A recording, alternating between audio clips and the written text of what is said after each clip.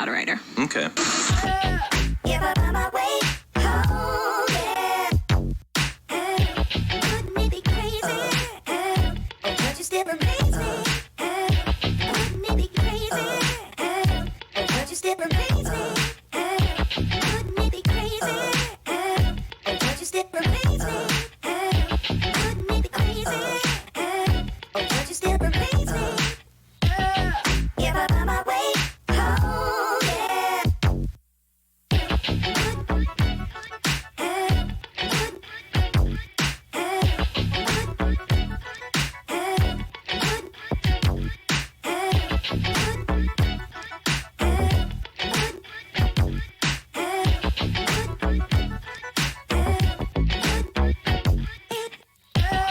Give up on my way home, yeah. Wouldn't it be crazy? Oh, but you still amaze me. Wouldn't it be crazy? Oh, but you still amaze me. Wouldn't it be crazy? Oh, but you still amaze me. Wouldn't it be crazy? Oh, but you still amaze me. Give up on my way home, yeah. This is the move for those who. What we do here is go back.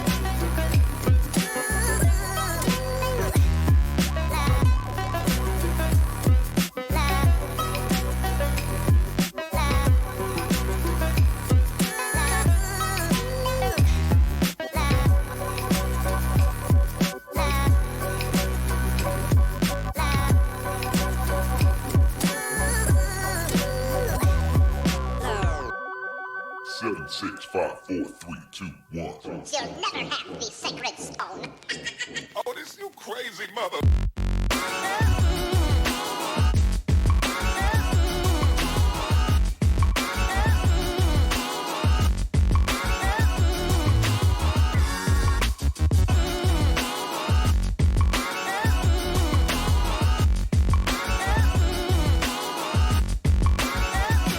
But I promise you, babe,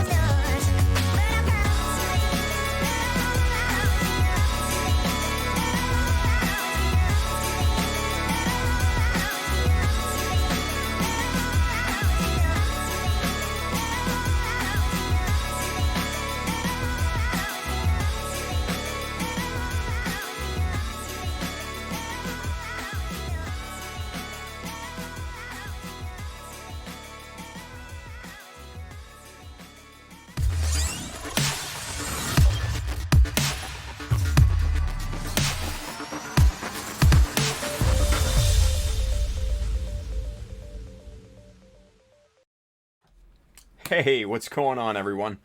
Welcome to the Chowder Mecha live stream. I'm your host, Tim, the one and only Chowder Mecha. It's Sabo week, you guys. I'm excited for that. Fly out tomorrow, 4:50. Get in at about 9 o'clock local time, and then it's fun-filled anime convention weekend. Good stuff, right?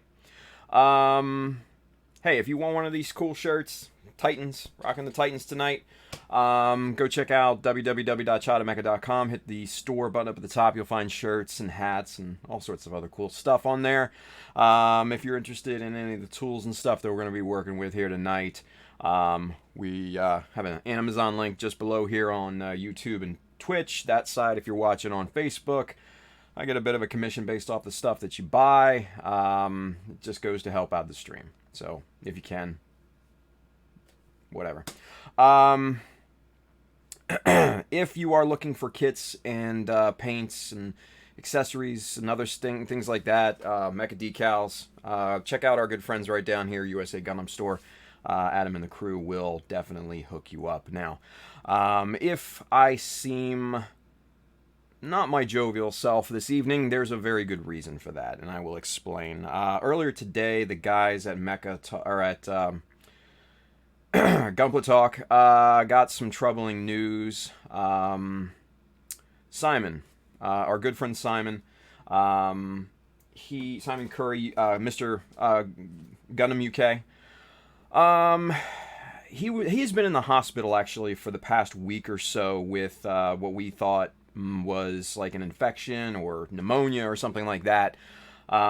His wife messaged us today on our private chat and explained to us that Simon had to be rushed to have emergency brain surgery. We don't know much else at this point. Other than he had to go through that. So if I am a little out of my sorts, that's why. And honestly, I haven't even gotten really emotional over this until right now for some reason. And I don't know why I'm doing this on stream, and it's not for the fucking stream or anything like that. It's because Simon's our friend. He's our brother. So we're waiting to hear back. And that's all the information that we have at this point. So if you can, keep Simon in your thoughts tonight.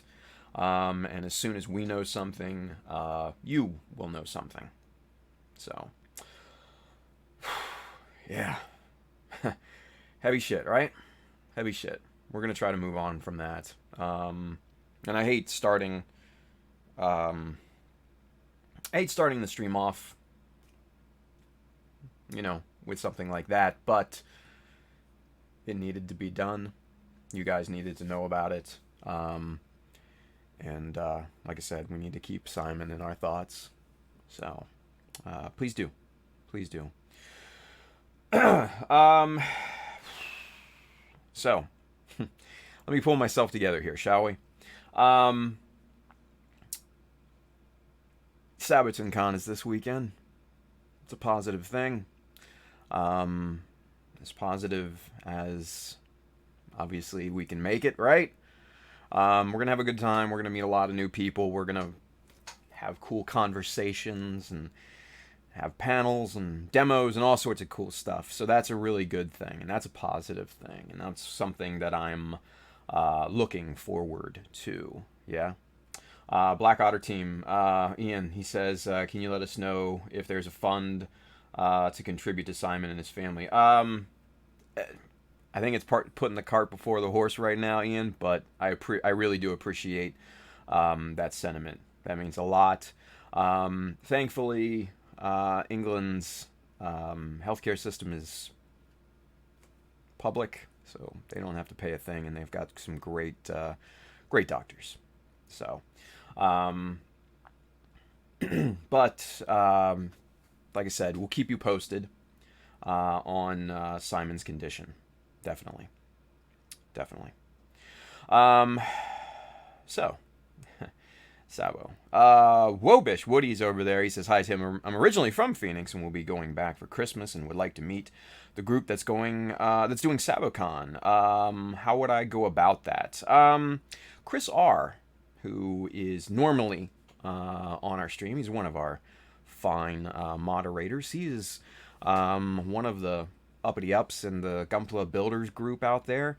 I would definitely try and get in contact with him. Not sure if Chris is on right now, but take a look at. He's on Instagram. Arizona Gunpla Builder, I believe, is his IG name.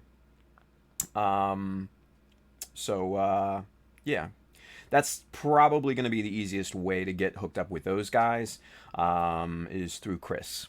Yeah, Chris is the main reason why I'm going to SaboCon at this point. He's the one that kind of, I guess, suggested me to get me out there. So, yeah. So, yeah, touch base with Chris R. He'll, like I said, he'll have all the information. Great guy. And the community out there couldn't be better. So, I'm looking forward to it this weekend. Yeah. So let's see. What do we have planned for SaboCon? Friday, it's just kind of a con day, if you will. I don't have any panels or anything like that scheduled at this point for that day. I might crash somebody else's panel or something like that if it's going on, but probably just going to be at the table. I will have airdrop with me. I'm thinking about bringing the Zaku to work on kind of at the table, so you can kind of see that if you're in attendance. Saturday is kind of the big day. That's the modeling competition day, and that's the day where I have 2 demos going, scribing and simple details. So come on out. Excuse me. Come on out for that. Sunday is the kids workshop, sponsored by our good friends right here, USA Gundam Store. Adam and the crew, they're going to be sending out some some haros for the kiddos and some tool sets and stuff like that. And man, I think that's going to be really, really cool. So kids 14 and under, come in. We're going to be hanging out, helping them out, and they're going to get a free kit, some tools, and yeah, I think it's just going to be a really good thing. Hopefully parents appreciate it. They can just kind of come in and stress-free environment, and the kids hopefully will enjoy it as well. So we're looking forward to that, definitely. And then on Monday, I have a scale model photography demo. So that should be fun as well. So looking forward to it. So come on out for all those fine panels. I know those Gundam guys are going to have some panels and things like that. Chances are I'll crash those. I know Arizona Gunpla Builders has a ton going on over the weekend, and so I'm going to probably crash some of those as well. So you never know where you're going to see me this weekend. But we're going to definitely going to try to take some pictures, especially, on Saturday and Sunday. Those are the 2 big days, I think. With the Mecha and, modeling competitions, and also the kids workshop. I think that's just going to go over like gangbusters, I think. I hope. Let's put it that way, I hope. Yeah, so it should be a really fun weekend. And then after that, I fly home Monday night. Don't get in until like 2 in the morning. And then I have an hour drive. And yeah, that'll be fun. That'll be fun waking up for work the next day, right? Yeah, shit you gotta do, right? So SaboCon, if you guys are out there or able to get out there to Phoenix, Arizona, please do. It's gonna be fun, I think. And yeah, it's gonna be a lot of us out there. It's gonna be a good time. Let's see. Aside from that, I got a package today. Hang on, just wait right there, because this is a question mark for me. I don't know what this is, right? Lynn says, we'll miss you. I'll miss you too, babe. Hang on. Stay right there. Don't move.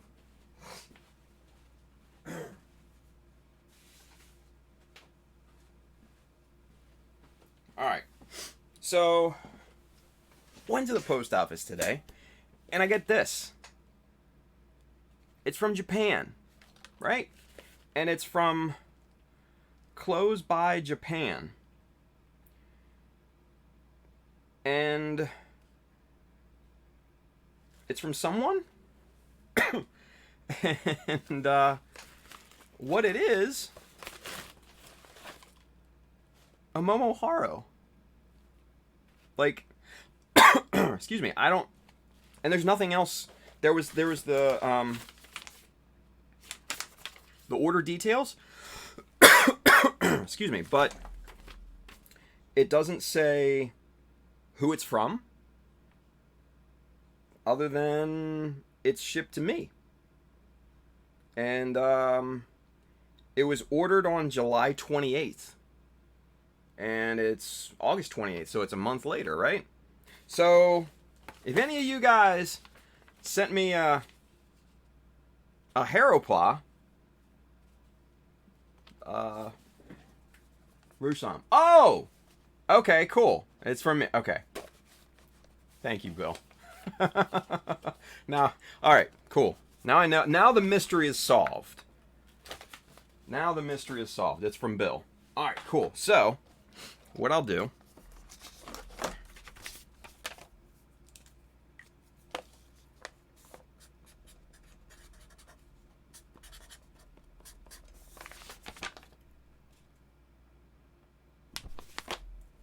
Now I'll remember. Done deal. Nice.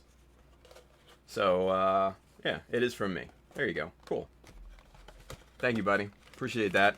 And good timing, too, because I am waiting on kind of my stuff to go to Brandon. And then we're going to box everything up and send it out. And we got some good shit for this dude, too, man. Like, Mecha Army, y'all hooked it up. Y'all came through. Here, y'all get one of these. Yeah. Thought that one would be great for a little girl. No doubt. No doubt. I bought one for my 11-year-old, and she loves the thing. She built a model. She doesn't care about it anymore, but she likes the little, Haropla. Good stuff. Thank you, Bill. Appreciate it, buddy. But yeah, so we got some good stuff to send to Brandon. Really good. Really good thing. It's a positive thing, right? Mecha Army. That's what we are. That's what we are. We look out for each other, right? That's a good thing. Let's see. So, we got the bad out of the way. We've got the mysterious out of the way. How about some good news for tonight, yeah? I can't tell you much at this point on this, but I have been invited to do something interesting. It's very early stages, and I said yes to it, so I'm just kind of waiting to hear next steps. I don't want to say anything before it's official either, but it's an international thing, and I can't be more excited at this point, so cool stuff. So, yeah.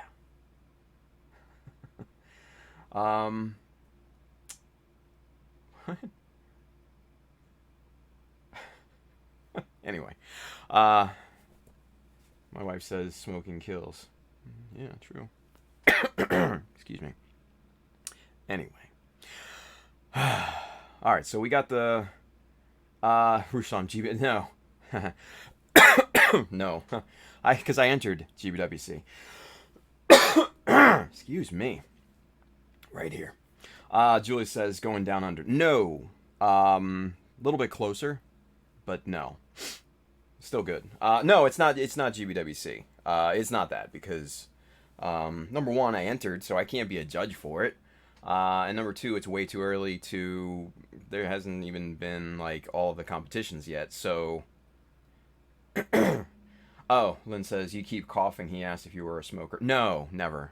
Never once in my life, ever, ever, ever. I saw all four of my grandparents die from that shit, so it had a lasting effect on me. No. I don't know, frog in my throat or something. I don't know. Anyway. But anywho, I don't want to say too much more about it because, like I said, it's very exciting. But it's way, way, way early on. I just got the invite email last night, and right before I went to sleep, right? And when I read it, I'm like, oh shit. Oh shit, oh shit, oh shit, oh shit, oh shit. No way. No. This has got to be BS, right? Had to read the email like 4 or 5 times. And then it sunk in, and I'm like, yeah. So, should be really interesting, and I will tell you all about it in good time, trust me. But it's something exciting. So, yeah, fun times. Fun times are coming. Anyway, all right, let's get up to speed with a Zaku, shall we? We got the good, the bad, the mysterious out of the way. Let's start working. Yeah, let's start working. Julio Aponte, Mr. Clippin' Nubs, he says you're gonna teach abroad. That's part of it. But I don't, like I said, I don't want to say too much more. So y'all, stop guessing. Stop guessing. Anyway, let's go camera 2, shall we? Boom. There we are. All right. Let's bring you up to speed where the details and everything are with this guy. Yeah. We got both back skirts matched and done.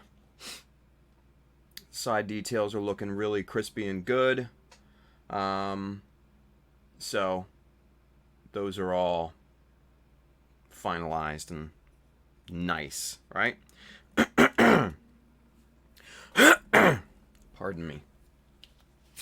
Maybe I'm just thirsty. I don't know.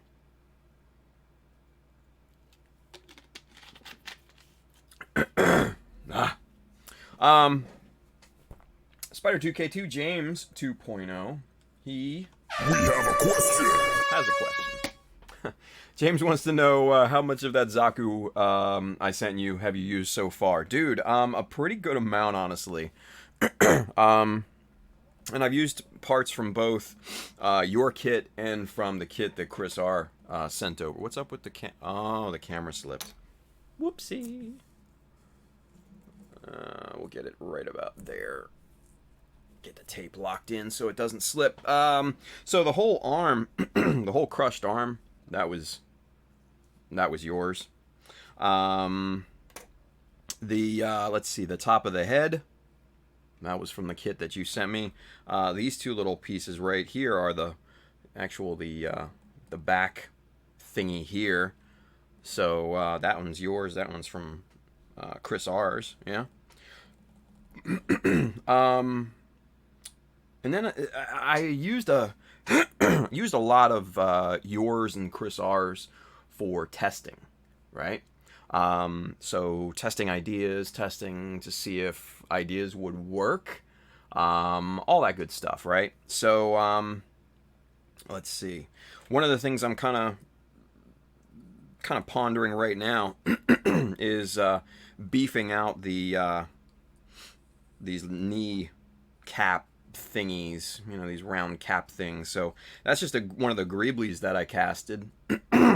And so yeah, it's a little bit, gives a little bit better stance, right? Kind of comes in line more with the thigh and everything. So yeah, so pretty good amount, actually, pretty good amount.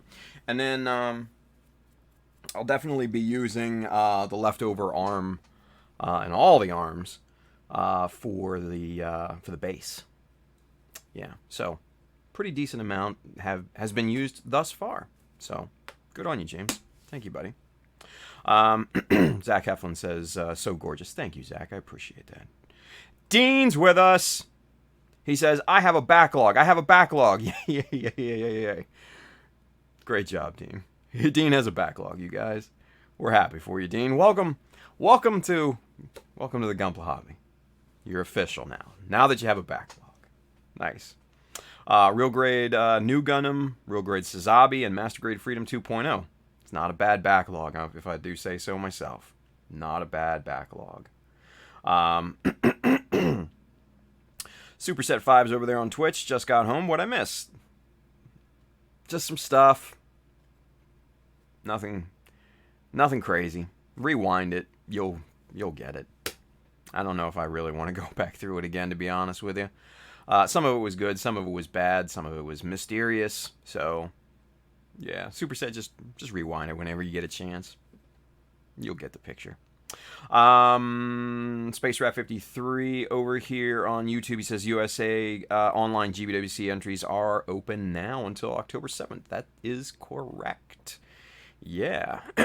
So, I actually got in touch with Bandai because I wanted to make sure that my model submission,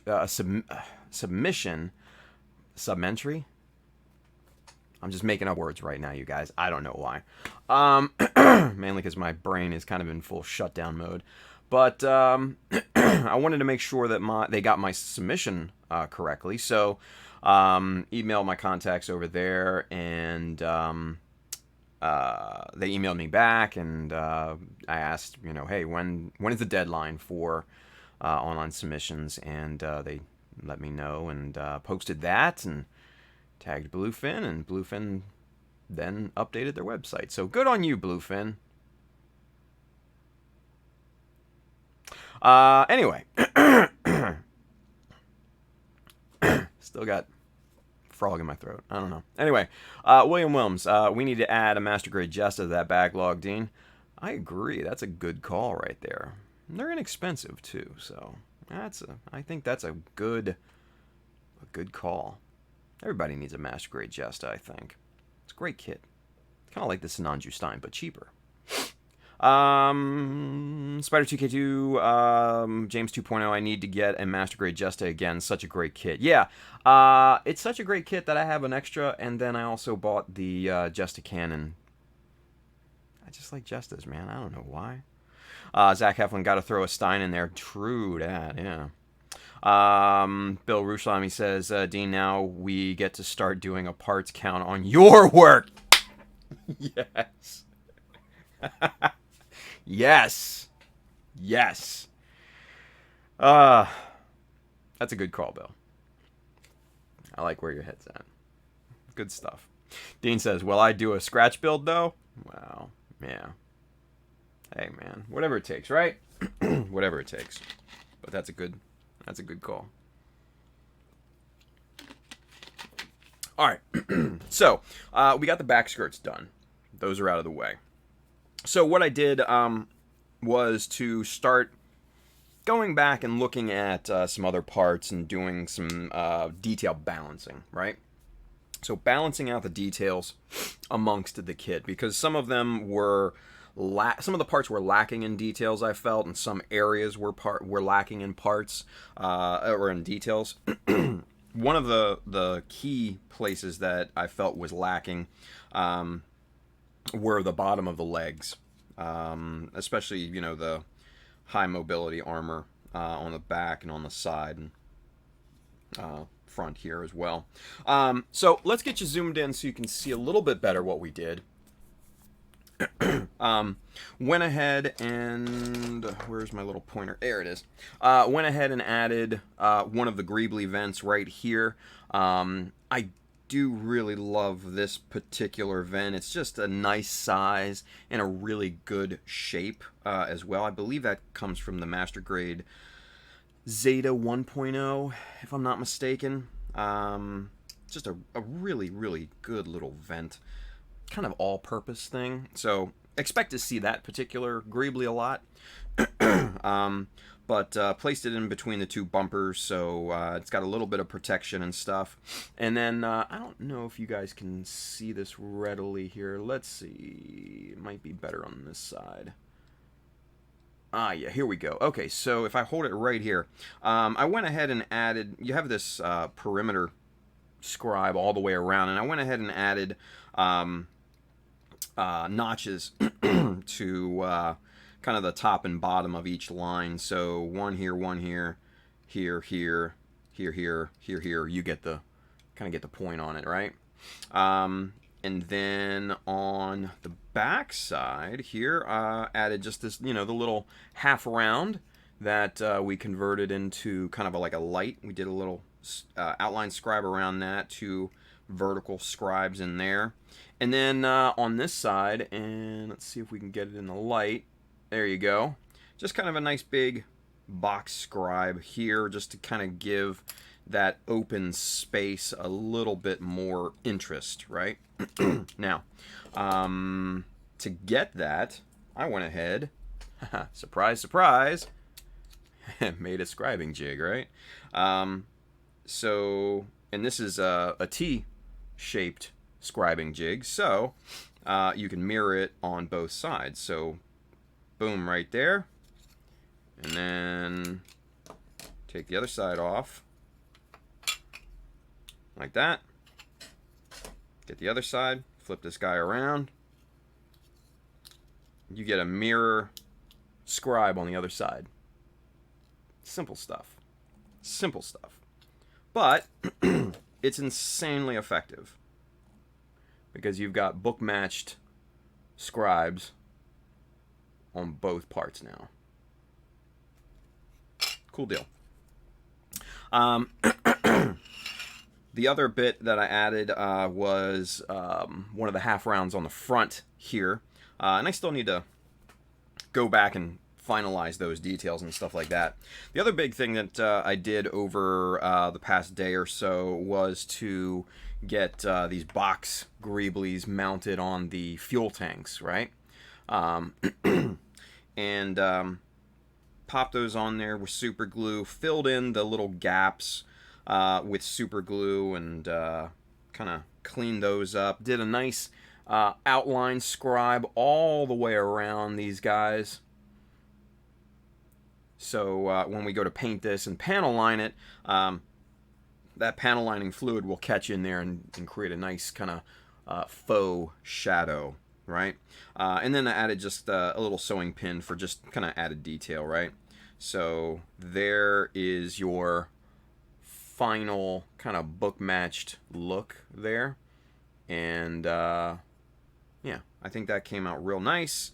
It's perfectly at a right angle based off of this, because what I did is centered it on the seam line right down the middle there, and right there. So these two are 100% at right angles to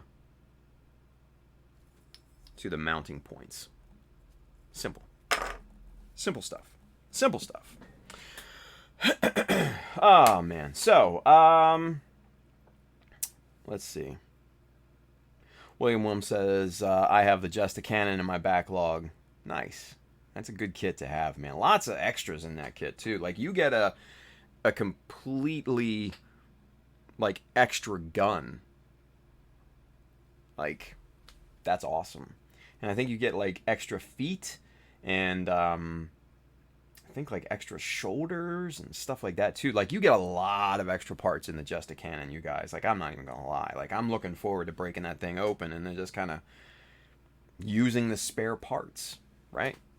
So yeah, it'll be good times. Good times. Superset 5, speaking of Jestas, I'm itching to get the P Bandai Master Grade NT version. Master Grade, of the Jesta? Maybe the high grade. I don't know if there's a Master Grade NT version. At least that I'm not aware of, anyways. I don't keep up with P Bandai, so I don't know. There could be. There could be.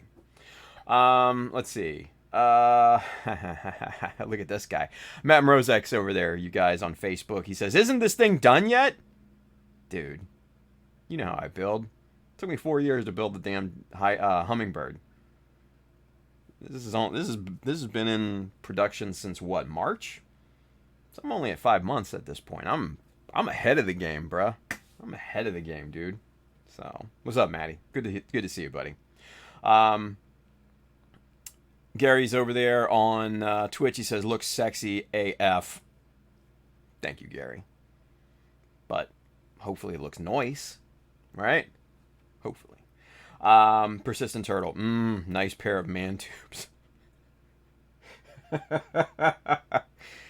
Oh, man. Turtle, thank you for that. I think I needed that. That was good. That was good. Holy shit. After the day in the beginning of the show that I had, yeah, I think that's a good one. You know what? Turtle, here you go. Boom. That one's for you, buddy. Good on you. Freddy's with us. Yo, yo, yo. Ruslam. We have a question. Bill says, will you be turning the sewing pin details into faux light detail, like candy coating and maybe putting a circular detail around it? No, actually. I'm going to be just kind of painting it the same color as the rest of it. It's just going to basically be a detail on the box itself. Yeah. You know, the way I look at it, these are expendable fuel tanks, right? You know, they'll blow off once they're empty, right? And what's the need for lights at that point? So, yeah, I'll probably just paint it the same color and call it a day. You know, the panel lining fluid will catch in there and make a real nice kind of detail and everything. So, yeah, I think it'll be good. Matt thinks thought everything that I said was funny. Good stuff there. Chris Pab says there's a sniper variant or something. P Bandai of the Jesta Master Grade, really interesting. May have to look that up. Craig Flynn's over there. He says, "Good day, Tim. Good day, gang. What's up, Flynn? Good to see you, buddy. Hope you're doing well." Freddie says, "I want to see Tim do a 2-week build." That would basically be me detailing an arm or something like that. Yeah. No paint. Just me just detailing an arm. That's it. Maybe a foot. Anything else? You're pushing your luck, Freddie. Gary says, you already know it's super noise. Thank you, Gary. Appreciate that, buddy. Manny says, hey to Flynn. Matt over there on Facebook, he says, is he talking about you or the Zaku? Nice. The Zaku. Yeah. Yeah, definitely the Zaku. Persistent Turtle says, woot. Nice. Turtle says, slow and steady, way of the turtle. Damn right, dude. I like that. I dig it. Way of the turtle is slow and steady. Slow and steady wins the race. Right? Boom. Bill says, Jesta with the net cannon and eye scope, maybe with the cannon from the Rezel. Oh, those. Yes. Okay. Now I remember those. I thought they were high grades. Are they not high grades? Because if they're master grades, I don't need them. If they're high grades, yeah, I don't need them either. So, there we go. Flynnberger, Mr. Craig, he says, hi from Armadale, New South Wales, a.k.a. the middle of fucking nowhere, Australia. Nice.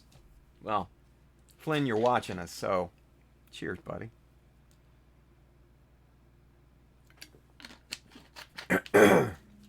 Bill says they made one into a master grade. Okay.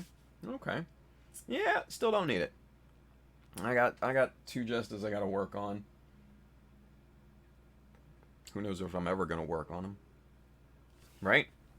We got to get to work on the man tubes. See? I like that. All right. Let's see. You know what? We're going to go back and we're going to tidy up these decals, or these details on these leg units here. That's where kind of my head's at right now. You know? That's kind of where we're at with things.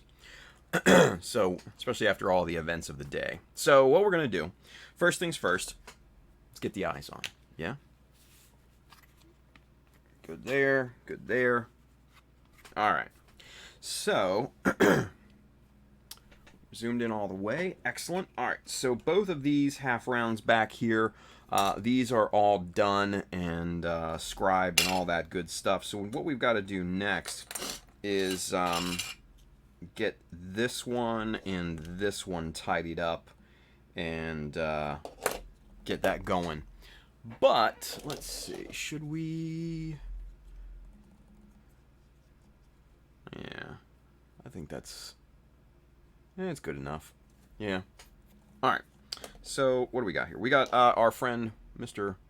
0.15 mil, and we're gonna do some scribing work around this thing, but we need to clean up some of the super glue that squeezed out when I applied this. So we're gonna get our little NT cutter here, and we're going to just kind of shave as much of the super glue off here as we possibly can, just like that. We're just going to hit it from all four sides and just kind of get underneath the super glue and just lift it up. We don't want to get underneath the part. That's kind of the hit and miss kind of part with this particular task. You want to get all the way up to the perimeter of your part, but not under it, and that is, you know, harder to do than you would think. But once you pull it off, then it's nicely cleaned around that detail, right? So, Bill, he says, okay, night all, have fun. Bill, thank you for watching, buddy. Appreciate it. Have a good night. 99 problems, but just a cannon ain't one. There you go. I like it. I like it. All right, so first things first. First step is to get the outline scribe done. So we're going to start with the long sides first, or at least one of the long sides. And what we're going to do, if you've ever sketched before, we're just kind of going to go lightly across this surface, just kind of in a sketching motion almost, just kind of short, deliberate strokes of the chisel. And then once that's completely cleared and you've got all of the glue out of the way, then you can kind of start to deepen that panel line, right? That outline. Bedtime for me too. Good night. Night, babe. So start with that long, one of those long sides first. Get that cleared out. And then what I like to do is kind of go, because I'm right-handed, go in a counterclockwise rotation here. And I like to start the corner first and then match that and get it connected to the line that I previously had scribed. And that seems to work well. Now, if you're left-handed, I would highly suggest that you go in a clockwise fashion. But since I'm right-handed, I go counterclockwise. We just shore up that corner, make it nice and sharp, and get those lines as tight to the piece as much as you possibly can. That's going to be the main concern. And then you want to extend that panel line out just a bit from the part, so that when you make the next outline scribe, that it will stop on that panel line that you extended out just a bit, right? That'll basically be your stop block, essentially. So when we do the same thing for this long side, we just kind of sketch our line with the chisel and make sure all the super glue is out from that corner, because if you don't, the chisel's going to run over that like almost like a speed bump, and you're going to see that bump in your panel line, and it's just going to look really weird, and your panel line's not going to be completely straight.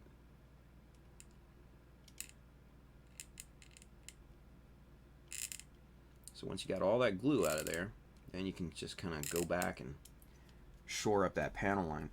Now again, you want to shore up the corner as well. Make sure you get that all nice and sharply cleaned and everything like that.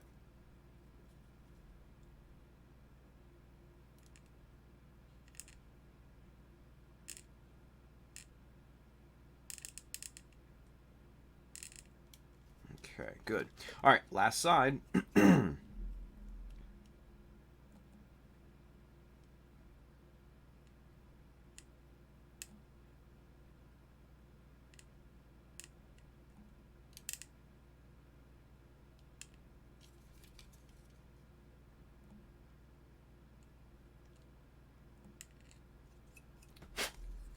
right.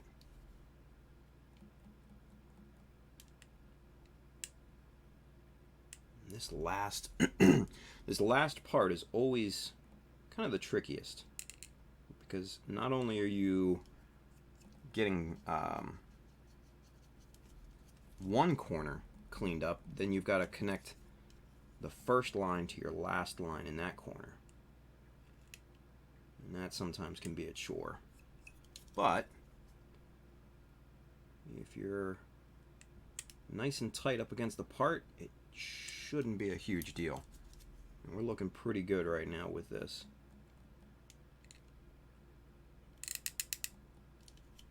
And then you just want to go around this one more time, get all the lines consistently,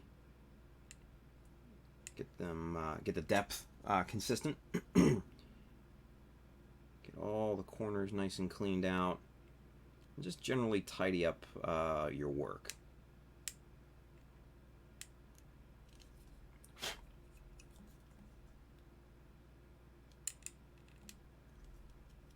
Okay.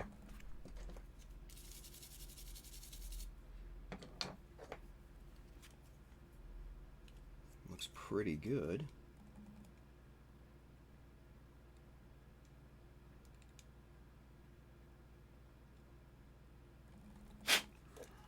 All right, so we've got a nice little outline scribe, right? So we're good there. Next thing that we have to do to make this into a light is to make the two vertical lines in this.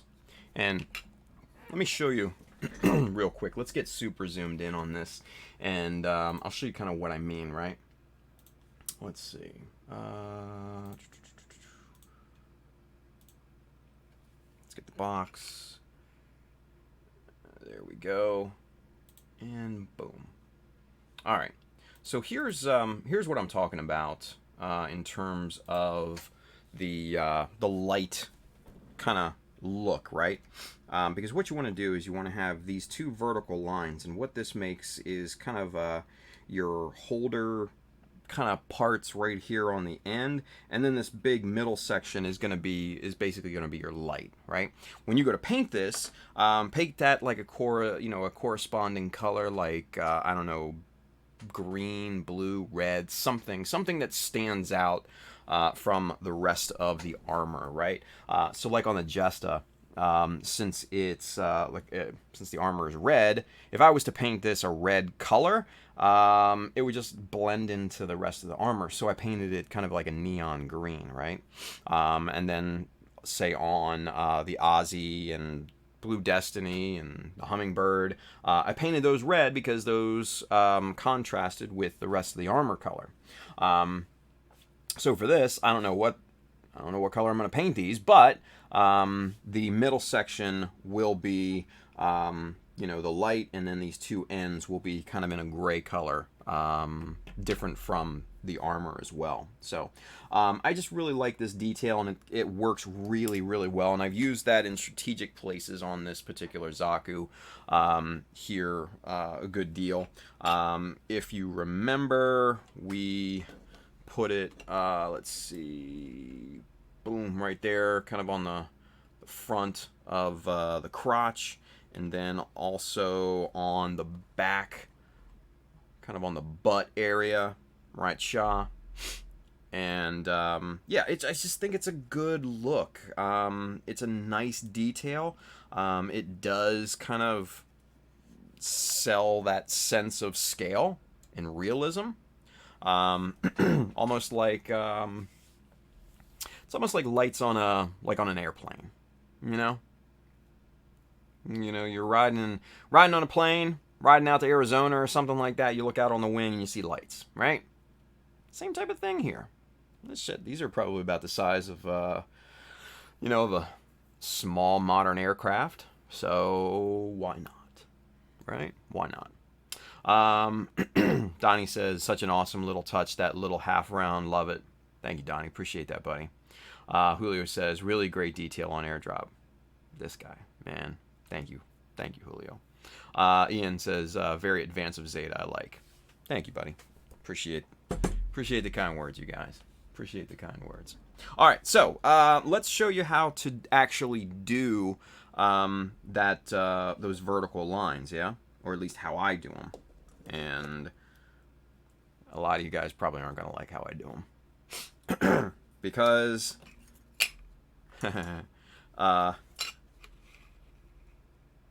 that looks nice and even, right? I'm about to piss some people off. I freehanded those vertical lines.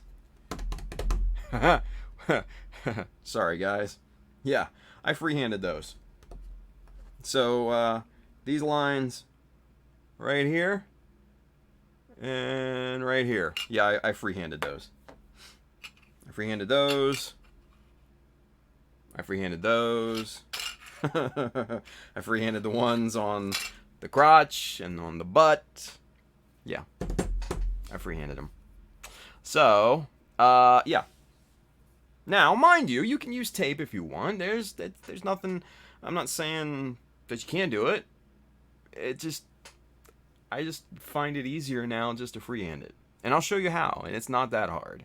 It just takes a little, a little attention to detail. And just take your time. Just take your time. So, let me show you real quick, okay? And if I can, whoop, that's the wrong one. This is the one we're working with, right? Yep, there we go. All right, so let's see. I don't know if I'm going to be able to pull this off, but we're going to try to stay in super zoom, and hopefully this works. Hopefully it won't, like, veer off camera and be like, oh, yeah, see, this is how I do it. Yeah, blah, blah, blah, So, we're going to try it. We're going to try it, all right? So, I'm going to try to hold this thing as still as possible. Now, let's see if I can turn it to where I can actually work with this thing. Right about there. All right, stay. All right, so what I do first, and hopefully I'm not blocking with the eyes. What I do first is I start to get an idea of where it's going to be, and I just kind of push the chisel. It's about 1 millimeter right there. I just kind of push the chisel down into the half round, and this half round's fairly soft, right? It's not crazy dense, and it's a very small piece of plastic, so it's not that hard to push a 0.15 millimeter chisel into the plastic at this point. So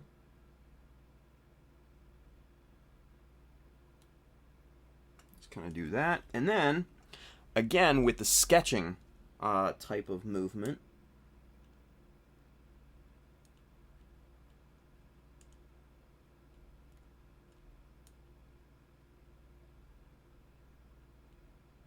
start to deepen that line on that first side, right?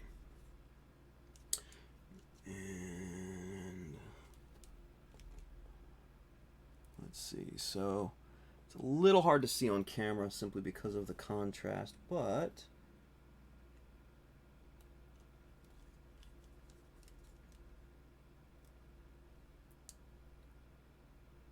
we just kind of go around this thing and just kind of etch in the line.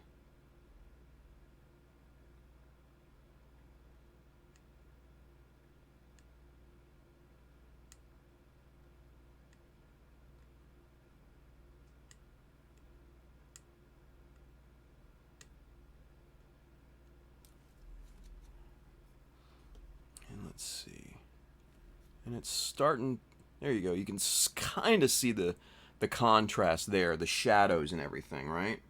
You can kind of see it. But then, what you do is just start to go around this half round and just deepen that line a decent amount, you know? You want shadow in there. That's the important thing. You want to see shadow, right? So let's see if we can focus this just a little bit better. Hang tight. There we go. So you can see that line start to form. Now we've got to clean this up here because we've got kind of, you know, schmutz all the way around. So we gotta clean all that crud out of there.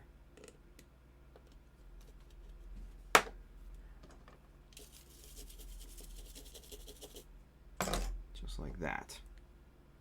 Let's get stuff out of the corner here.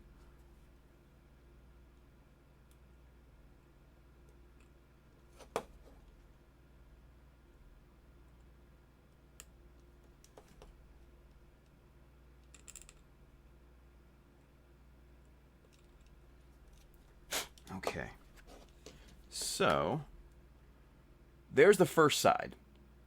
Done. Right? First side is done. Looks pretty damn even to me. It looks to be about maybe 0.5 millimeter, I'd say. Let's see, maybe 1. No, it's 1. Right? It's about right there on the line. That's probably close to 1, maybe 0.75.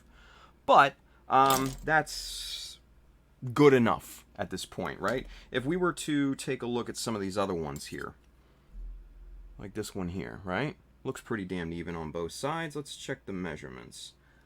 And that's, yeah, it's roughly the same, right? About 0.75. This one over here,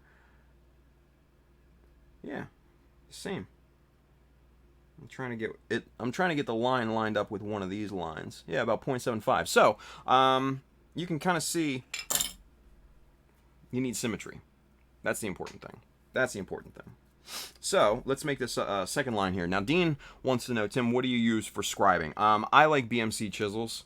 Those are, you know, obviously my go-to. It's what I always use. Now, mind you, if you wanted to use MadWorks, that's a wonderful company too. They make great tools. We've done chisel comparisons. And honestly, it doesn't come down to the quality of scribe line. It comes down to economy, you know, your economy, your budget. It comes down to the feel in your hand. Because there are definite differences in terms of how they feel when you're actually using them.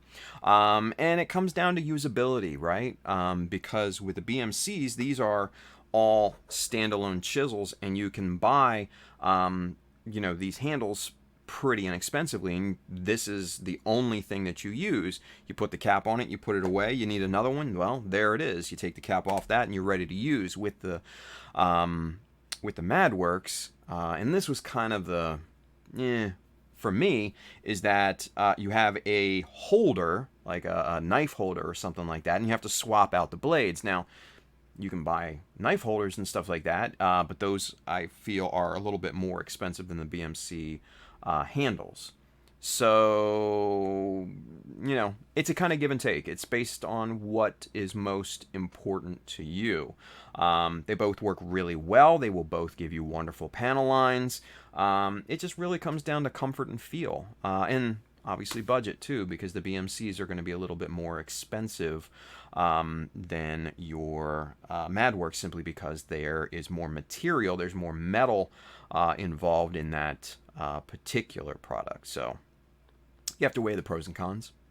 So, and then obviously whether they're in stock too, because both of them sell out fairly quickly at retail establishments, so, and online stores and places like that. So yeah. Anyway, William Williams, yes, he uses BMC chisels. I took the long way around. What can I say? Zach Heflin, he has. We have a question. Zach wants to know, I was away for a minute. Are the square endings going to be red or green like the little sensors people add? No. Actually, these are going to be lights. And what's going to happen is that the two end caps here are going to be like a gray color, and this middle section is a simulated light. So this can be like red or green, blue, yellow, you know, your normal warning light colors, right? So that's what those are going to be. Yeah. Kenneth Sim says, seems Tim hardly uses MadWorks chisels. Yeah, no, I really don't. Look at my hairy hand. What's up with that? Ugh. Anyway, no, I don't, because the only two MadWorks that I have are .15s that Zach, our friend Zach from Galactic Toys, had sent me to try out. And mind you, great products. But I have a .15 that I'm very comfortable with using and I really like. So this is going to be the one I go to the most, since, especially with muscle memory, that's where I'm going to flock to, right? So that's why. All right, let's finish this light up, okay? Let's see. Dean's got to go. Dean, thank you for stopping by, buddy. Good luck with that new backlog of yours, man. Good stuff. Finally on the team. Good. All right, so let's get this on camera here. There it is. Okay, so we've got the first kind of end cap done. Now we need to match it up, right? So, with the power of freehanding, we will make this happen. All right, so right about there.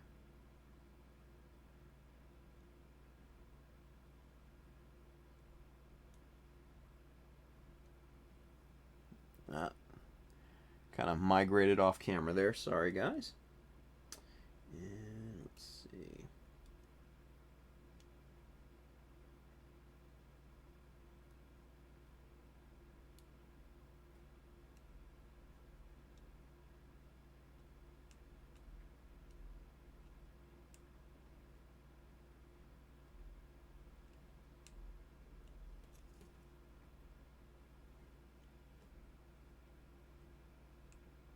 Just kind of sketching this thing down.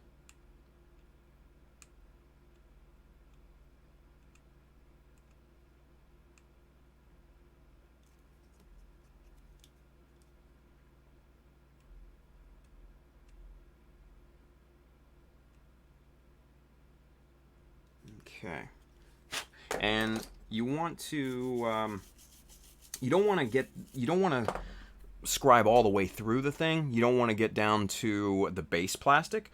You want to kind of just round that over, right? So you kind of want to follow the contour of the half round, and kind of there's the cross section of the half round. It is literally a half round circle. So you want to follow that when you're scribing these vertical lines, right? You don't want to go all the way through, because then chances are one of those little parts is going to pop off. The glue will fail, and you're going to be SOL, and it's not going to look very well. So that's another kind of tip when you're doing this particular little detail here. So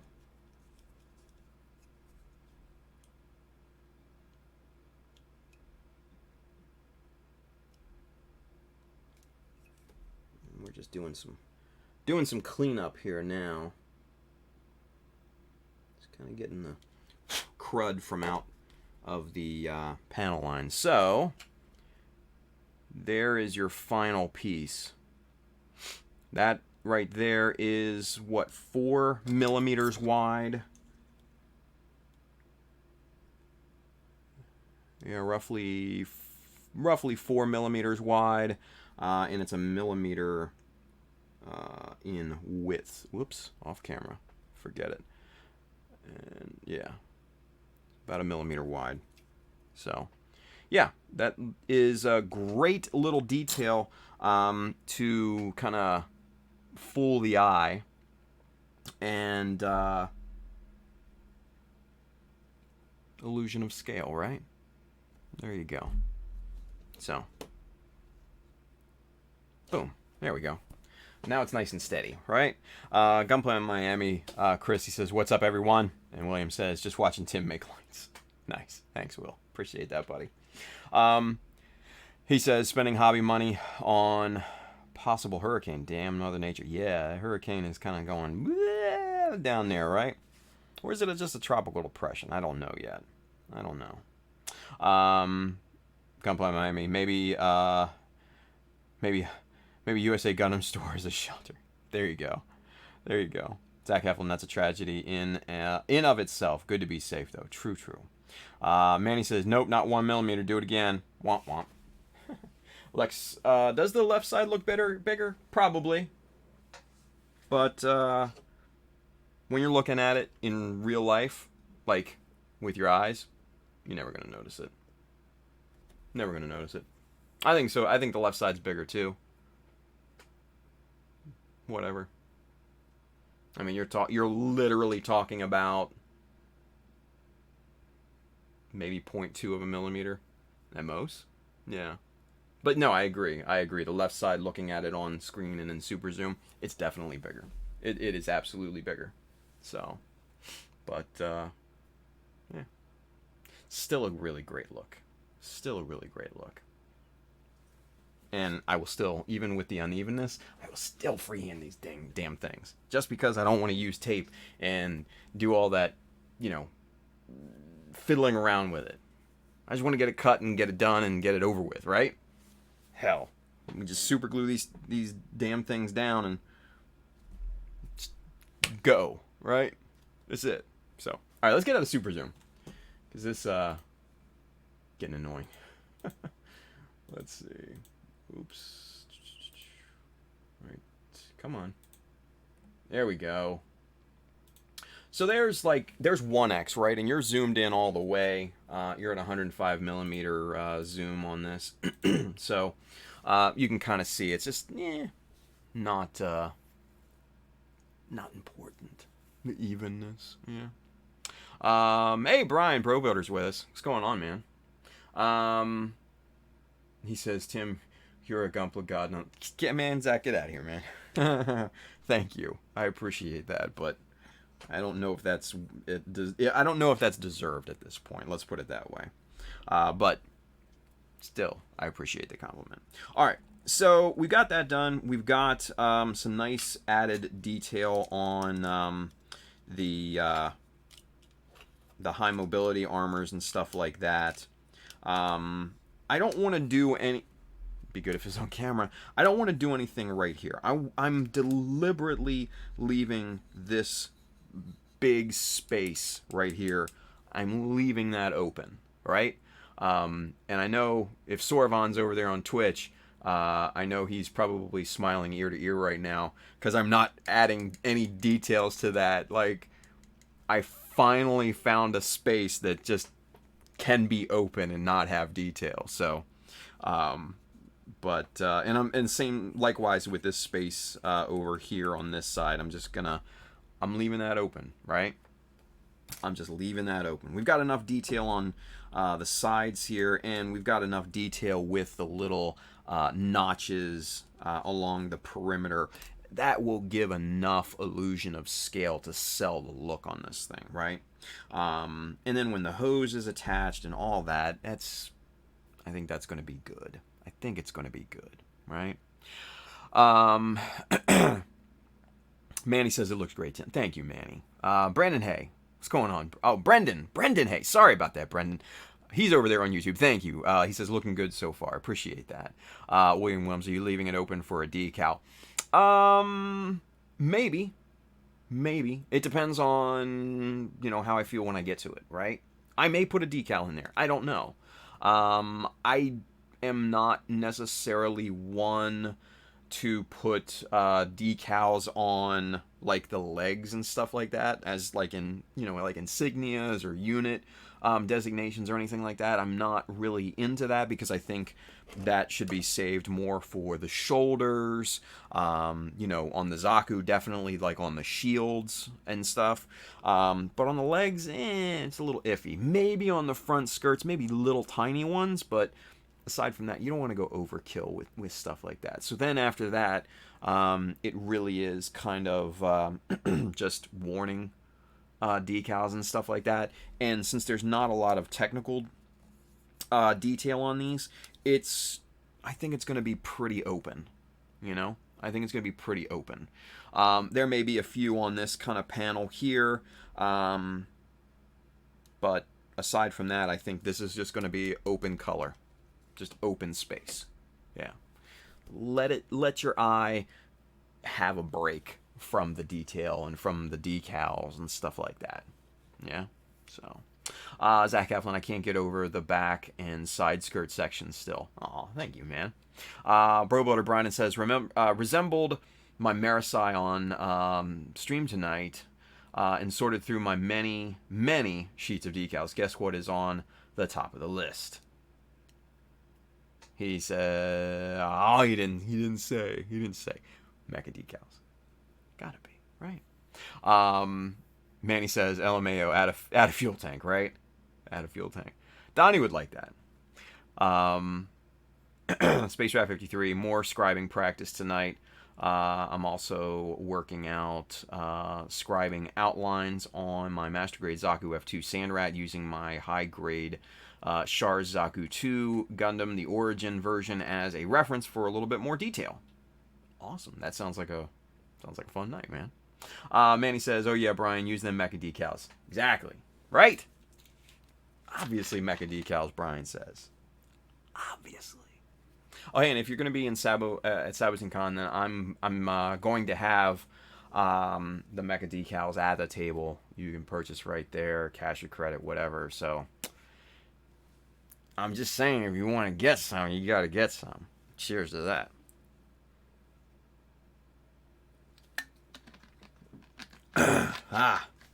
All right. So, moving on. Yeah? Moving on. So, first things first. Chisel discipline. We don't say it much anymore, but for those of you that remember, chisel discipline.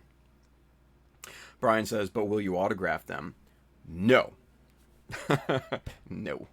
Because that would ruin the decals. Don't ruin the decals, man. Come on now. Don't ruin the decals. The decals must survive.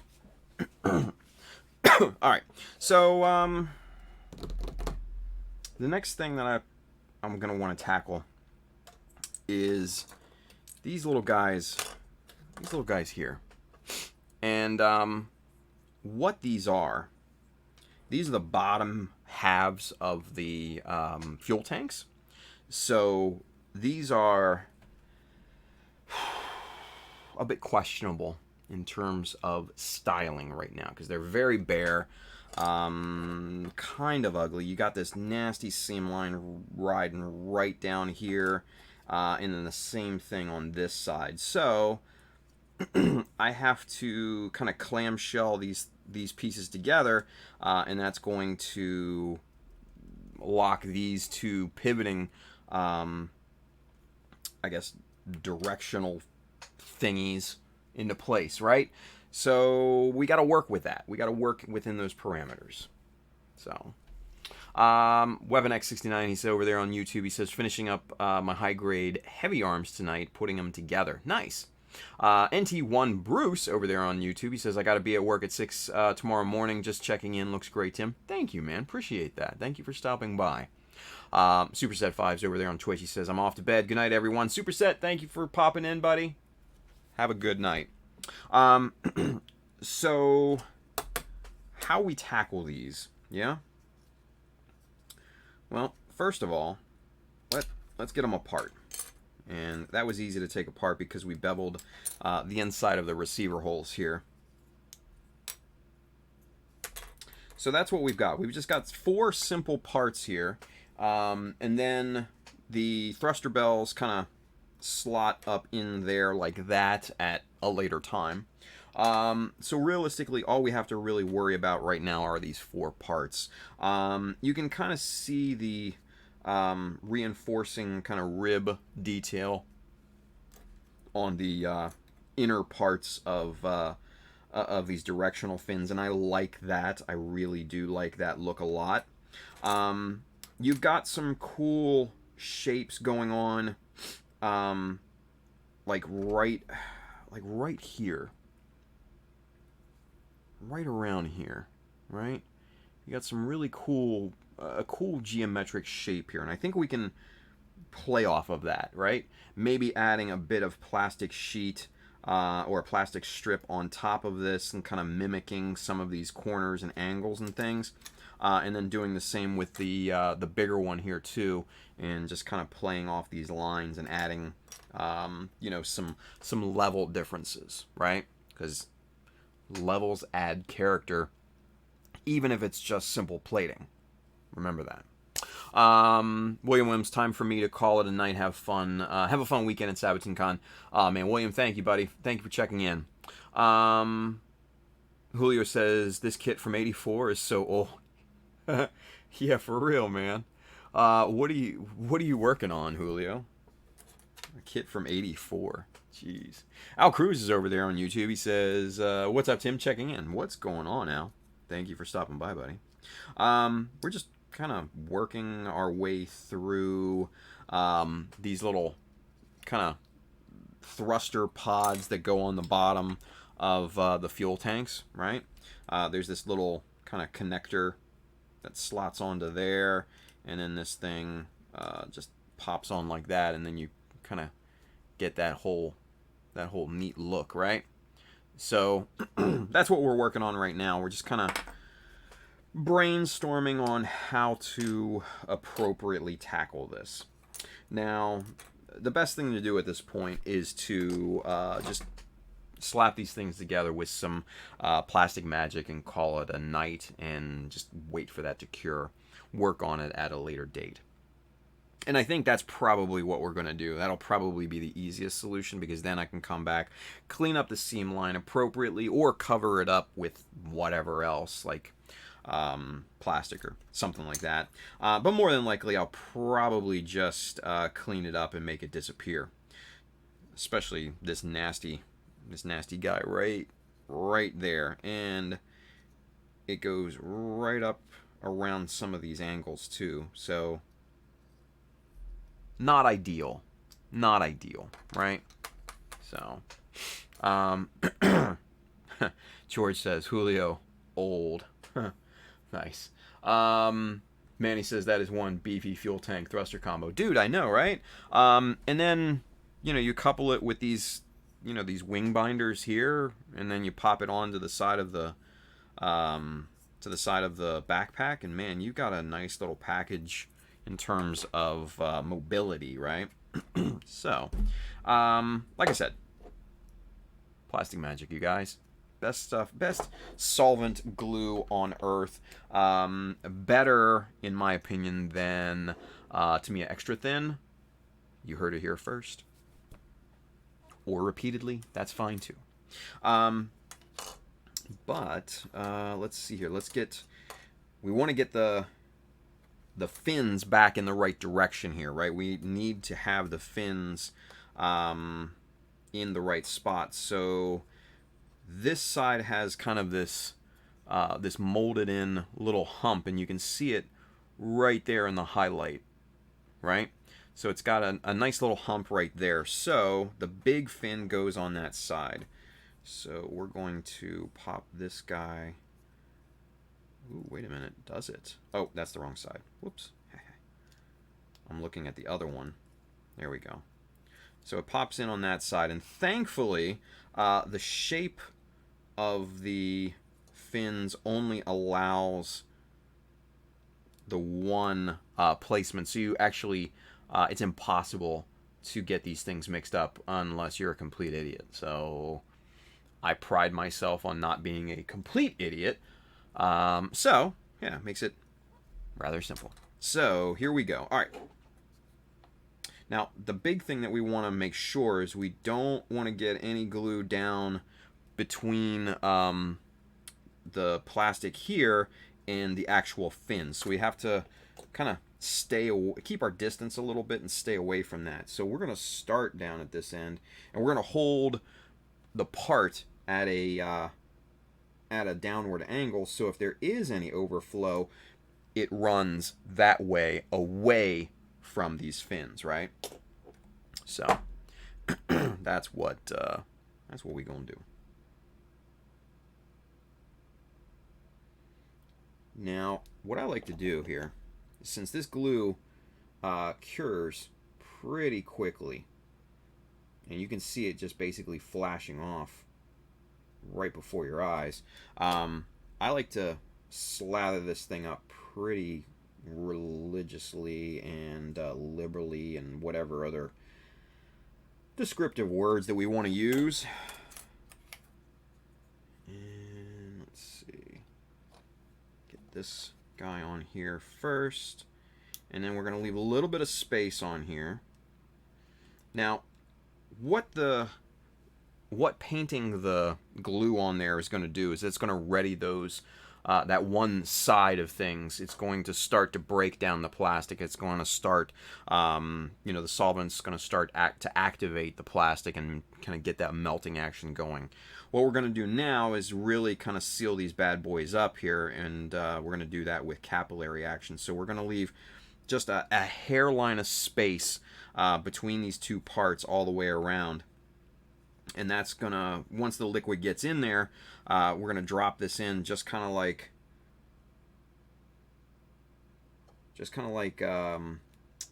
panel lining fluid, and through capillary action, that's going to seep right down into those seams. And I'm holding it upside down so it doesn't flow back into the fins that we've been trying to protect here. Okay, good there. And let's get this intersection right here.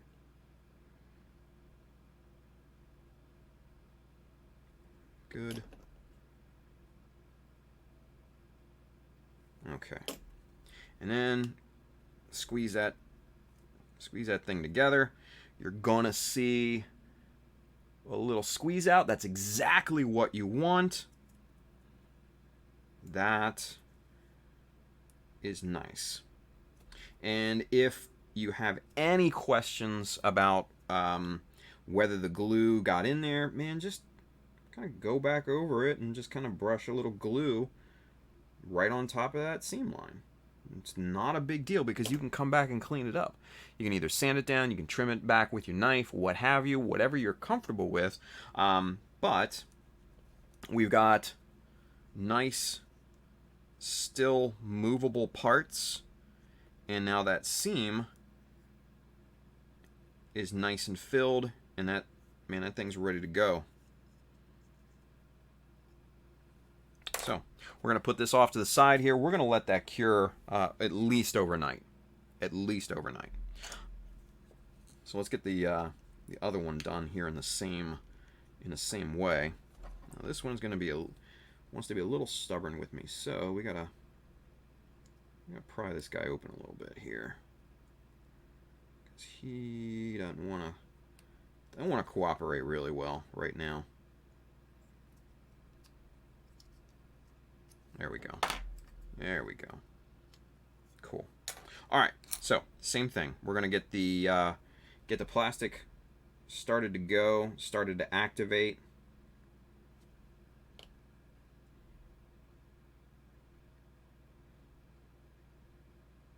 Do a couple rounds of glue on these seams here. That'll start to get that plastic nice and soft and chewy.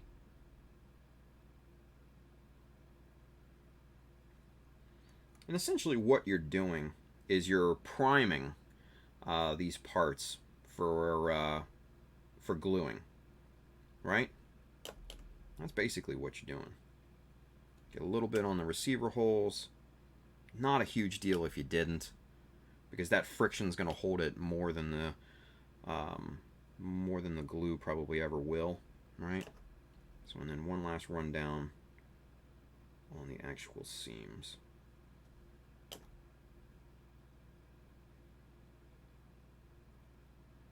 Alright, this thing's ready.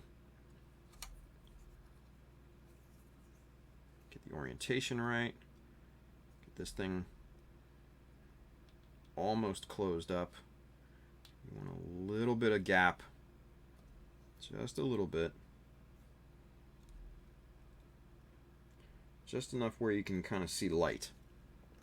And then this is where all the serious work is getting done. Just like this. Through that capillary action, right?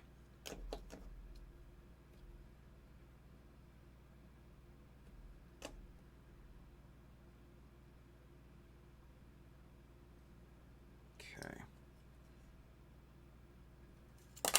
And I'll be honest with you, I'm not that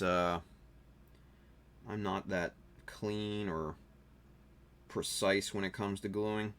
I just want to get the damn thing melded and welded together. That's it. That's my main concern. I can clean it up at a later time, right?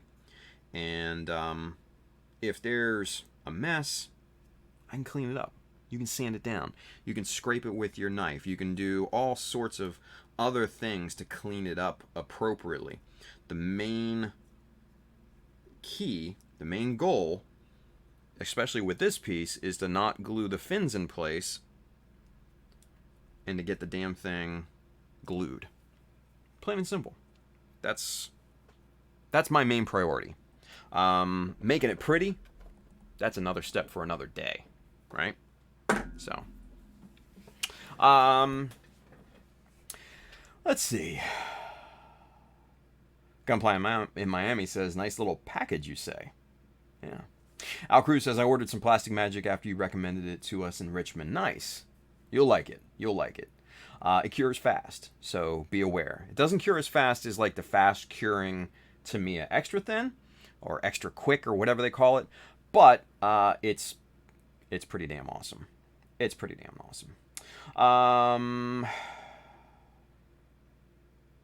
Mecha in Miami, Chris says, just watching Gunpla Bob Ross. Thank you. Appreciate that. Manny says, what an astute nomenclature. Yeah, right? Can assume the Plastic Magic are not quick dry type. No, it does dry pretty quickly. A lot less than Tamiya Extra Thin. You know, this stuff that we're all extremely familiar with. This stuff you probably want to leave for, man, at least like 8 hours to cure properly on seams, right? Anything bigger, any larger surface areas, you're going to have to multiply that. But there are definite uses for Tamiya Extra Thin. Don't get me wrong. This is still a wonderful solvent glue. I would still recommend this even if you can't get Plastic Magic. I would still recommend this glue. This glue is amazing. That's what I started with. It's what I glued a bunch of my models with, and I'm not regretful for it. But the cure time is like, it kills, right? Maybe that's why it took 4 years to build a Hummingbird. Who knows? But this stuff is great on seams. I could probably work with that in maybe an hour or two, if I wanted to, which I'm not going to because I got a ton of shit to do tomorrow and I got to go to bed after the stream. But this stuff is great in that it not only cures pretty quickly, it also bonds ABS, styrene, and plastic other glues cannot, meaning acrylic too. I've used this to glue stuff to acrylic bases, and works pretty damned well. So the fact that this can glue this, bleh, the fact that this can glue ABS to ABS and ABS to styrene and vice versa and all that, that's what sold it for me, man. Yeah, it's great. It's a great glue. It's a great glue. What is it? I think it's like $8.99 retail, something like that, around that price point. You can find it on the Amazon link if you can't find it in your local stores. But it is really, really good. Really good. Persistent turtle or month. Not really. It doesn't take a month, thankfully, right? Donnie Baxter over there on Facebook, he says, I like extra thin on seams just because it cures slower. Yeah. You just gotta, the capillary action, especially with Plastic Magic, that's the key, because if the Plastic Magic is exposed to air, that's when it will cure quickly. When it's really in that kind of really tight space between the two parts where you're trying to achieve the capillary action, it doesn't cure nearly as quick. And that's the key. That's the key. Al Cruz says, I'm mainly excited about being able to use it for both ABS and styrene. Oh, yeah. That is like the magic. Hence, Plastic Magic. I wasn't trying to make a pun, but it just happened naturally. Anyway, yeah, no, it's great. It really is great. What more can I say? Tex says, can vouch for the 1 hour seam with Plastic Magic, used it on smaller parts. Yeah, see, there you go. Al Cruz, it will come in handy for my diorama bases. There you go. Donnie Baxter says, Plastic Magic definitely better for general use. Yeah. Tex says, good news if you end up with the glass bottle that doesn't come with the brush top like I did, you can use a cheapo brush and it won't mess up your bristles. It evaporates off. Yeah, see, there you go. Zach Heflin says, we need to have a word of the night every stream. Tonight is capillary action. I mean, everybody's got to get a little capillary action, you know? Just makes life worth living. Jesus. Oh, man. Manny's like, Hey, cheers to capillary action, you guys.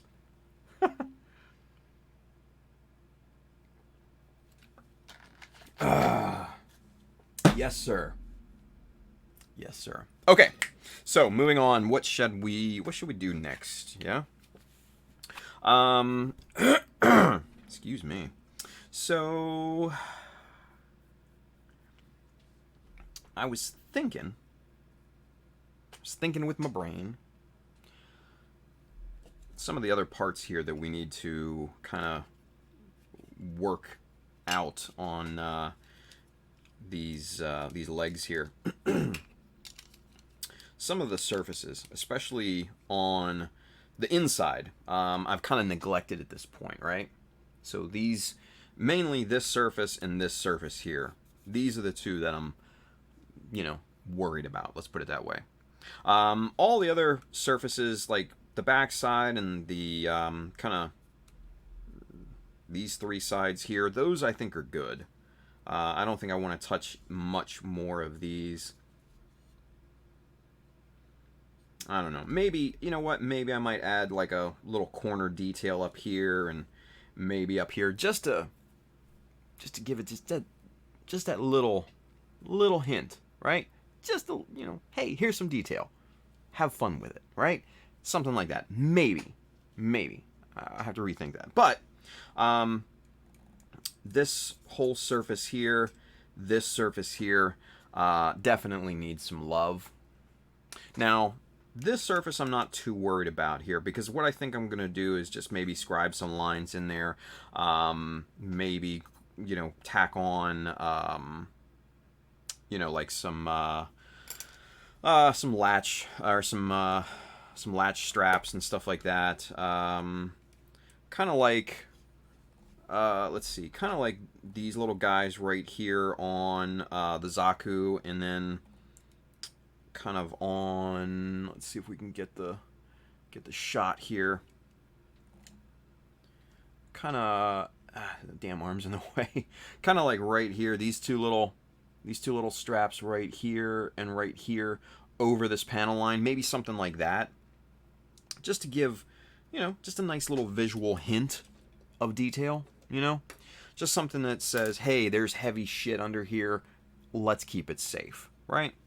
So I think that's what I might do for this surface, but this surface here definitely needs some loves, because this corresponding side, I mean, you got this little vent details, you've got the bumpers there, you've got the hose coming out here, which is going to be a massive detail there, you've got, you know, the outline scribes there, you've got this, you know, detail here. So this side, it definitely feels anemic. It needs some love, right? Chris Pabs over there on Facebook, he says, I'm out for the night, antibiotics kicking my ass, have a safe flight, Tim, see you all later. Chris, feel better, man. Feel better. Don't go sniffing the resin dust, dude. And that's not a good thing. But anyway, thank you for popping in. So I think we need to brainstorm a little bit with this surface here. I don't want to go crazy. Just subtlety,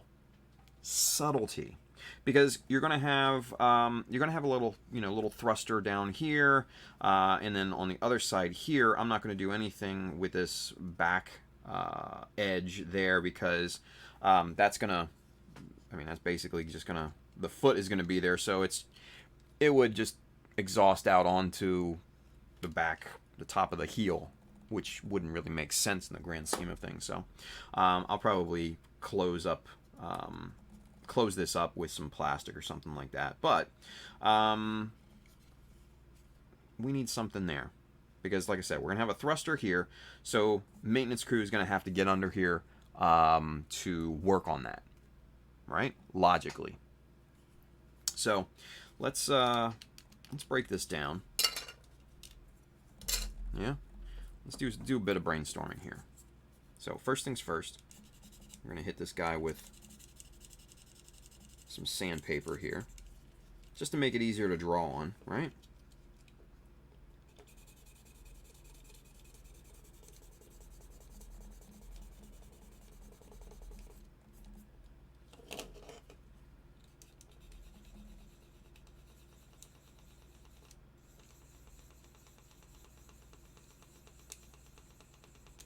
I'm just trying to keep the edges nice and sharp here and not round anything over. So hopefully that's good. And we're just gonna draw. Plain and simple. We're just gonna draw. We're gonna have fun. Let's get our crayons out, you guys. So what I'm thinking here. Let me start up here and do a nice tight perimeter.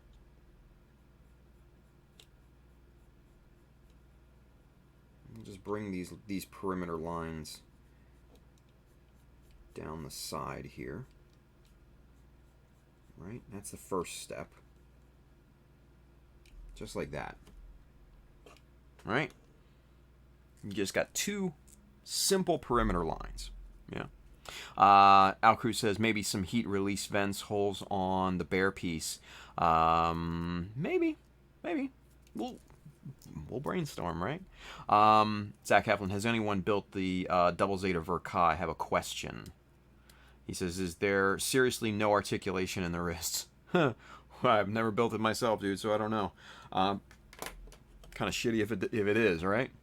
But let's see.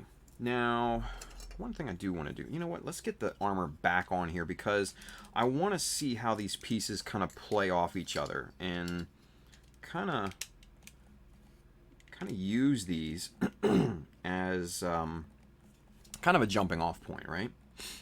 So you've got a little space on this back side here, on here, right?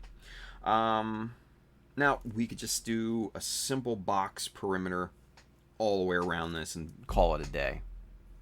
We could do that. We legitimately could do that. And I don't think anyone in their right minds would double guess that once this thing is finished and painted, panel lined, all that good stuff, right? I'm not good with that. That's taking the easy way out. And we don't take the easy way out here, do we? We never take the easy way out. So,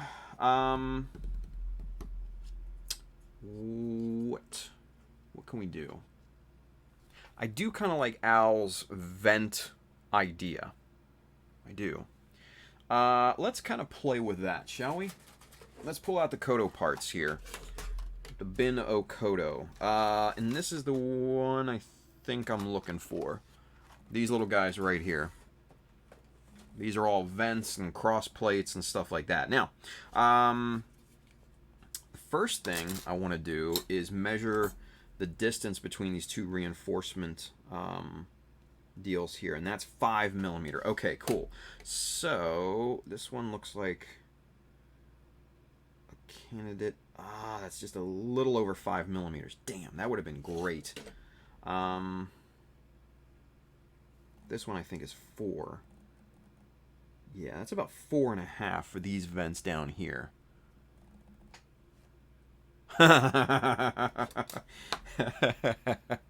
See, guys, this is why I love Sorvan.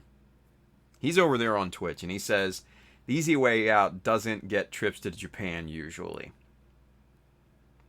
You goddamn right, dude. You are goddamn right. Sorvan, love you, buddy. Sorvan, you get one of these, dude. Good call as always. Good call as always. Hey, Chris R, he's here. He says good evening. Chris, what's up, man? Hey, Chris, Woody Bishop, a gentleman who was born out there, is coming back out there for Christmas, and I told him to hook up with you because he wanted to kind of, you know, get together with the group and everything and kind of just meet up and all that. So Woody Bishop is the gentleman's name. Good guy. Met him down in Richmond the other week. So yeah, I think you guys will hit it off. So if you get a message from some strange dude, that's probably why. So just FYI.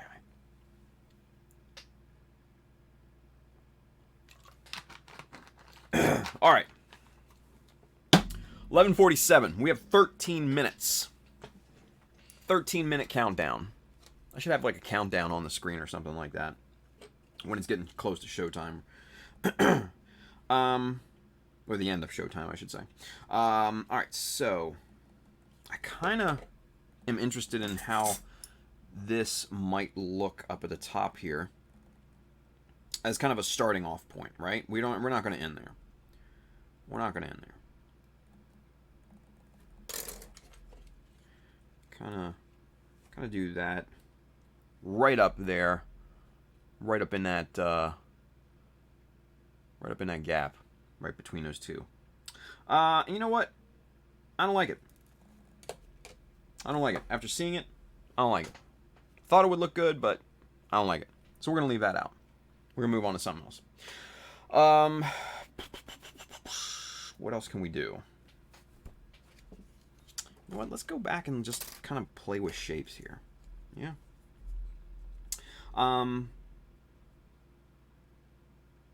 You know, I don't want to do anything like a heat sink or anything like that because that's kind of played out and it's just kind of very cliche. So I don't want to do anything on the inside here, and I think it would look weird having a heat sink there. But that doesn't necessarily mean that we don't want to not have some sort of venting, right? I like Al's thought process. I really, really do. Now, what we could potentially do, and I think I might kind of take a cue from the side skirts here, right? Because if you remember what we did with the side skirts, let me get the arm moved out of the way. What we did with the side skirts here is we did just a real nice perimeter scribe all the way around, and then we segmented the horizontal lines at the bend points, and kind of, you know, imagine this to be kind of a folding type of armor almost like the hood of your car. You know how the hood pops up? Something like this. So this side would fold over on this side would fold under this side, and it would all hinge up, and you can get to all of the internals and all that, right? I kind of like that idea, but for this part here. I think that's what we're going to do. I think so. Simplistic, but mechanical. Yes. Simplistic, but mechanical. That I like. That I like. And then, potentially, we can throw in some venting on here as well. All right, let's figure this out here. Now, we definitely want kind of a straight line cutoff down here. But maybe we do a little 45 right there in the corners. You know, just as a little flair. You know? Just as a different look. It doesn't have to be square. Square is boring, right? Square is boring. Beveled. That's mechanical. Not always, but still, you get my point. Now up here, I definitely think we go square top. Just nice straight line, just nice and square, right? Because then what we could do is we can use these reinforcement fins underneath of this knee armor. We can use those as visual cues, and we could make the little latch straps here across the panel line directly underneath of those, and that would add a little bit of symmetry.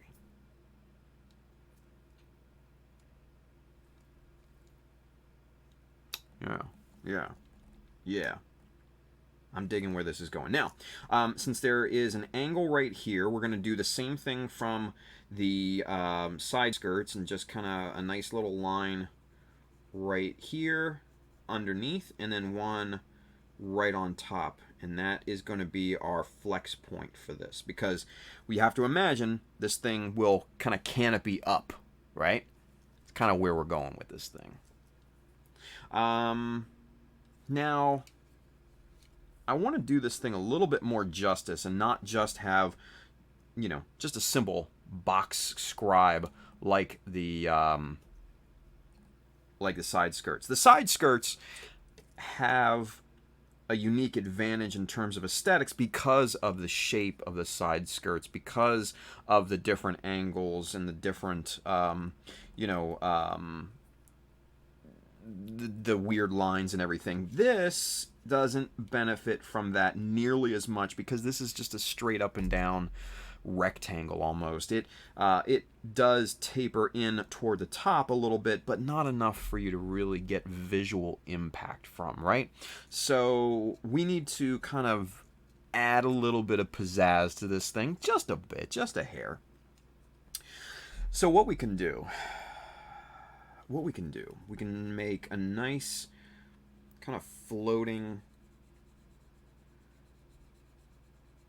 thing down here, and this I think can be plastic strips. So this would be raised. It would we can use the thin, really thin 1/4 millimeter by 1/2 millimeter strip that we use all the time, and just have a nice little kind of strap right there, just a piece of plastic there.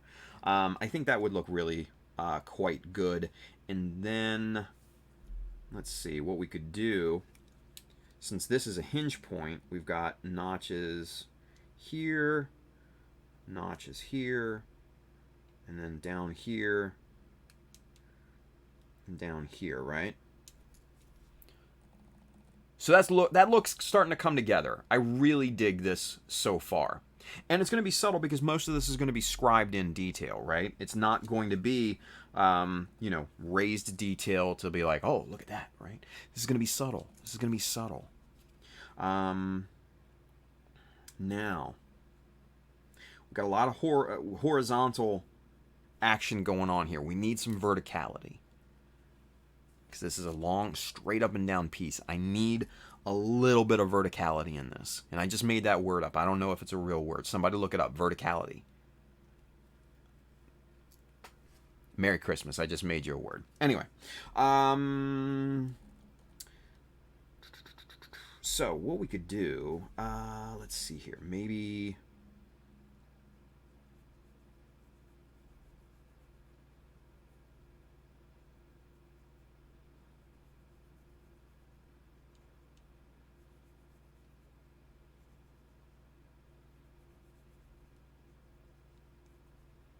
Ooh, okay.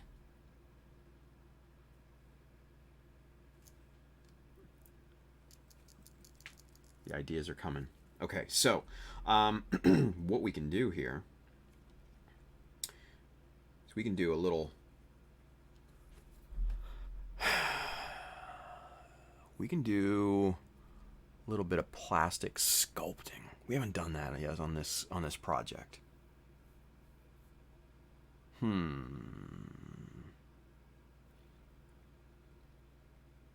little bit of plastic sculpting, you guys. Okay, so, Zach Eflin, the verticality of Xeon. I like that. So we get some vertical boxes in here, right?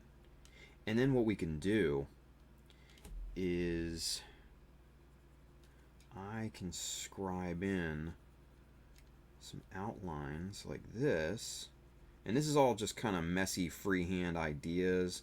I'll go back and shore this up, and then on the inside of here scribe some lines like this, and that will simulate our venting that Al had suggested. Ooh, I dig it. I dig it. Okay, so hold on.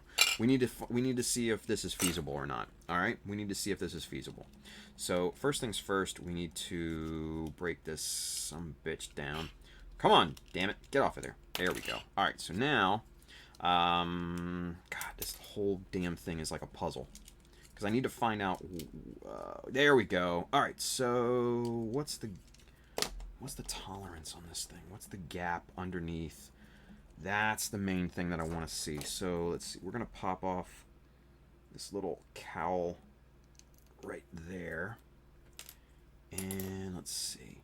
What I need to find out. This is the key. The distance from the inside of this armor to the top of this raised detail here. This inner frame, right? That's what I'm looking for. That's going to be the make or break. So we put this back on and make sure that it's on properly. There we go. And now, oh man, that's super tight in there. Okay. Well, we might have to grind some plastic when it comes to it. Whatever. But that's kind of I like this design so far, right? Because what you've got, what you've got is you've got this whole plate here, this whole cover hinging up at this point, and there are your hinge points. This is your fold point, and this would basically just canopy up, right? Then you've got access to all your inner workings underneath there for this thruster unit down here. Okay? Follow me. But what we've also got is a nice reinforcement latch right there, and then we've got two vents right here on the side. Now, we could combine this into kind of one bigger vent, or we could just go horizontal with it, or maybe just a smaller square or something like that. Have to think about that. I will have to think on that. I'll have to think on that. Yes, I will have to think on that. Yes, sir. All right. We have a question. Chris R wants to know, what's your favorite alcohol? Tequila. Believe it or not. Tequila. I like me some tequila. Second would be probably rum. Third would be whiskey. Fourth would probably be vodka. And then whatever else. Yeah. So there you go. Have fun with that. Tequila. Tequila Mockingbird. What up? Anyway, Al Cruz says, I dig that. Thank you, man. I dig your idea. So there you go. Thank you, buddy. Mikkel's over there. Scribe that sucker. Dude, we will. We will. Hell yeah. We will. Let's see. Tex says, hell yeah, tequila. Give me some tequila. Oh, shit. Chris says, okay, another bottle of Patron will be purchased. Oh, my. Somebody trying to kill me. I don't know. Julio says, no gin? No juice? No, man. To quote Ryan Reynolds, gin is vodka when its wish was granted. Seriously, if you guys haven't seen the aviation liquor or aviation gin kind of slogan outtakes that Ryan Reynolds posted on YouTube the other day, or his Instagram, holy shit, I highly recommend you go and watching that video. It's hilarious. It really is. It's like a minute long. It's nothing, but it's super funny, right? So go check it out. Anyway, this is where we're going to end, guys. Sabaton Con. I fly out tomorrow. 4:50 I get in right around 9 p.m. So, yeah, going to be a good time. And then the festivities start on Friday, you guys. Come check out the table. It's going to be a lot of fun. I'm going to have airdrop with me. I'm contemplating on bringing something else. I really want to bring the Zaku to kind of work on, at the table, so people can kind of stop by and ask questions, pick my brain, have conversations, interact, the whole 9 yards. I think that'll be fun. We'll have hopefully some Mecha Decals for you guys to pick up if you want. The whole 9 yards. So it's going to be fun. Tex says, gin is what I drink when I want to feel like I got hit by a truck. That's fair. I think that's fair. Chris R says, need a ride from the airport. No, one of the folks from Sabo is picking me up, actually, Chris, but thank you, man. Appreciate it.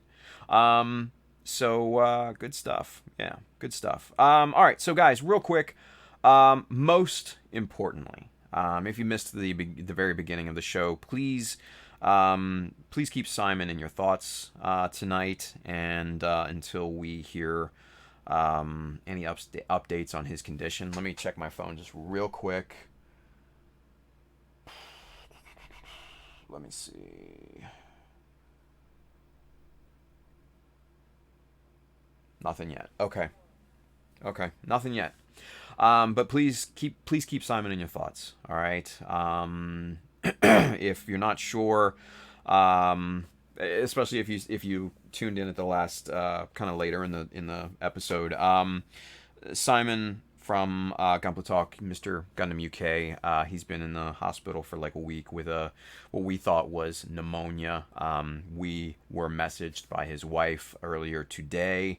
And like I said, he had to have emergency brain surgery. So that is never good. Any type of brain surgery is never good, but emergency brain surgery,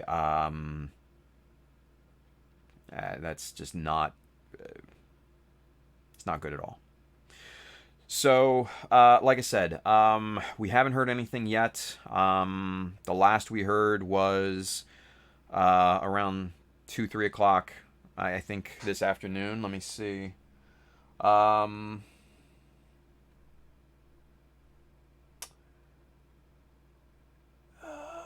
see.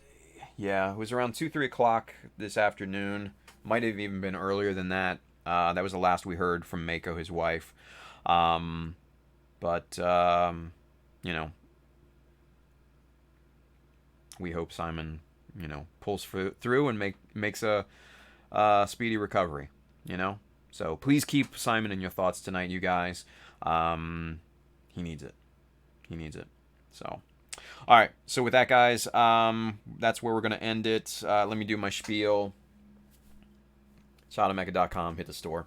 If you want anything, Amazon link. If you're interested in the Mecha Decals, models, all that stuff, USA Gundam Store. There, easy, done. Yeah, so Simon, I'm gonna be thinking about you all weekend, buddy. I will. So there we go. All right, so no stream on Friday. I'll be back here probably next Wednesday, so a week from tonight. No stream on Monday because obviously I'm gonna be still in Phoenix. So yeah, I will see you guys back here on hopefully Wednesday night. Hopefully I'm not completely exhausted. And we'll pick this back up, and I'll give you a rundown on Sabaton and all that fun stuff. So, with that being said, guys, have an awesome weekend. Build something cool, be safe out there, and like I said, most importantly, keep Simon in your thoughts. All right? Bye, guys.